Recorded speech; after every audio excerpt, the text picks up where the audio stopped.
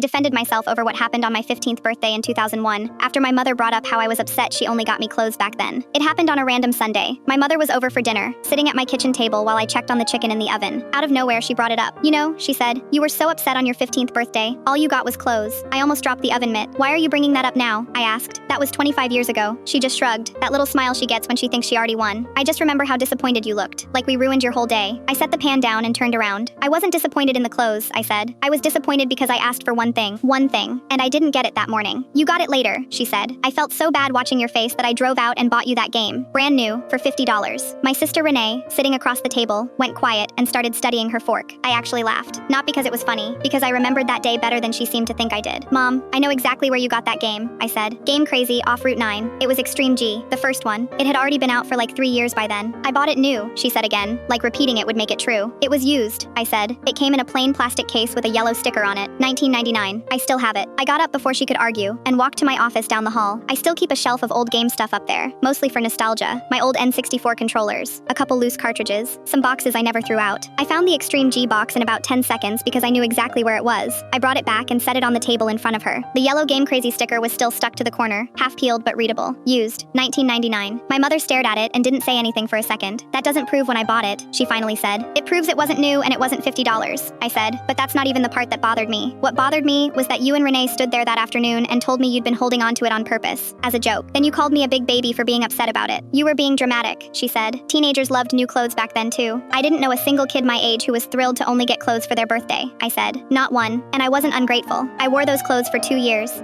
I'm just saying I asked for one specific thing. It wasn't expensive, and it got turned into a prank on me instead of a present. She crossed her arms. It was a different time. Mom, it was 2001, I said. Game Boys were everywhere. The next console was already coming out. This wasn't the Great Depression. Renee finally looked up from her fork. Mom, she said quietly. We had the game for like a week before his birthday. The table went silent. My mother's head snapped toward her. Renee, you told me not to say anything, Renee said. You said you wanted to see his face when he opened just clothes. That's why we waited until after dinner to give it to him. It was never a last-minute guilt thing. You planned the whole joke. That is not what happened, my mother said, her voice going sharp. I was there, Renee said. I remember the receipt sitting on the kitchen counter for like 3 days before his birthday. $19 and change. My mother's face went red, then pale. She looked at the box on the table, then at Renee, like she couldn't decide who to be angrier at. I don't need to sit here and get ganged up on in my own son's house, she said, standing up so fast her chair scraped the floor. She grabbed her purse off the counter and didn't even take her plate to the sink like she normally does. Mom, nobody's ganging up on you, I said. I'm just tired of you rewriting it every few years like I'm the one who's wrong for remembering. She didn't answer. She walked out, and the front door slammed hard enough that the picture frames in the hallway rattled against the wall. Renee and I sat there for a second in the quiet. You kept the receipt memory this whole time? I asked her. She finally smiled, just a little. I figured she'd bring it up again eventually, Renee said. She always does. I just wasn't going to let her rewrite it in front of you one more time.